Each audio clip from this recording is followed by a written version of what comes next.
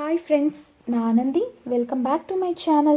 இன்னைக்கு நம்ம சேனலில் பார்க்க போகிறது ஒரு Tamil hand writing video. So உங்களோட தமிழ் ஹேண்ட் ரைட்டிங்கை எப்படி இம்ப்ரூவ் பண்ணலாம் அப்படின்னு இந்த வீடியோவில் நம்ம பார்க்கலாம்.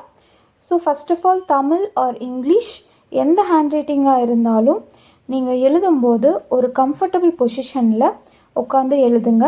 உங்களோட போஸ்டர் வந்து கரெக்டாக இருந்தால் தான் உங்களோட ஹேண்ட் ரைட்டிங் வந்து கரெக்டாக இருக்கும். ஸோ ஏதாவது வந்து ஒரு ஹார்ட் ஃப்ளாட் சர்ஃபேஸில் உங்களோட நோட்டை வச்சு நீங்கள் எழுதுங்க. அப்போ தான் உங்களோட ஹேண்ட் ரைட்டிங் நல்லாயிருக்கும். அண்ட் தமிழை பொறுத்த வரைக்கும் நான் முன்னாடியே சொல்லியிருக்கேன். ஸோ உங்களோட எழுத்துக்கள் ஃபார்மேஷன் வந்து ரொம்ப முக்கியம்.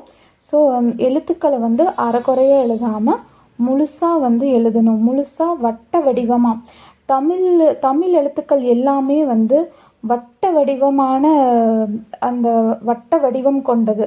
ஸோ வந்து உங்களோட எழுத்துக்கள் எல்லாமே முத்தாக, அதனால தான் வந்து சொல்லுவாங்க, நம்ம தமிழ் டீச்சர்ஸ்லாம் நீங்கள் கேட்டிங்கன்னா வந்து முத்தாக எழுதணும் அப்படின்னு சொல்லுவாங்க.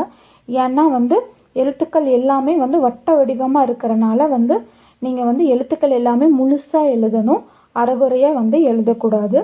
அதுக்கப்புறம் வந்து ஒவ்வொரு சொற்களுக்கும் நடுவில் வந்து கரெக்டான வந்து ஸ்பேஸ் இடைவேளை வந்து விடணும்.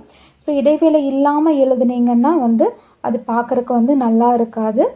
அதுக்கப்புறம் வந்து முக்கியமான பாயிண்ட் என்னென்னா, மெய்யெழுத்துக்கு மேலே வைக்கிற அந்த புள்ளி வந்து நல்லா தெளிவாக நல்லா அழுத்தமாக வந்து வைக்கணும்.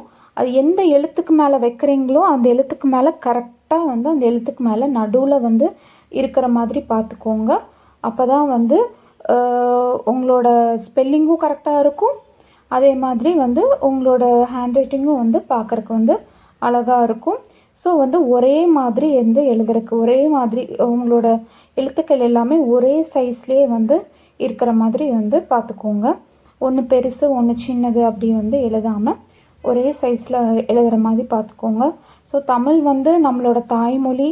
ஸோ வந்து நம்மளுக்கு வந்து அது வந்து தனியாக நம்ம உட்காந்து கற்றுக்கணும் அப்படின்ற இதெல்லாம் கிடையாது.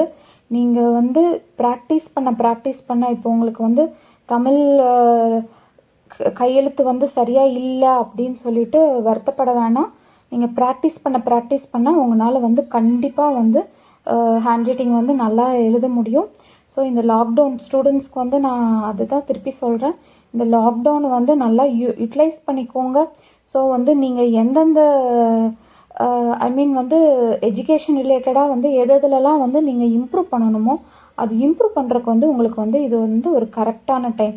ஹேண்ட் ரைட்டிங்காக இருக்கட்டும், இப்போது இல்லைன்னா ஸ்பெல்லிங்ஸாக இருக்கட்டும், நிறைய ஸ்பெல்லிங் மிஸ்டேக்ஸ் வருது அப்படின்னா அதை வந்து இம்ப்ரூவ் பண்ணுறதுக்கு வந்து இது வந்து ரொம்ப நல்ல டைம். அதை வந்து யூட்டிலைஸ் பண்ணிக்கோங்க. தேங்க்யூ ஸோ மச் ஃபார் வாட்சிங் மை வீடியோஸ்.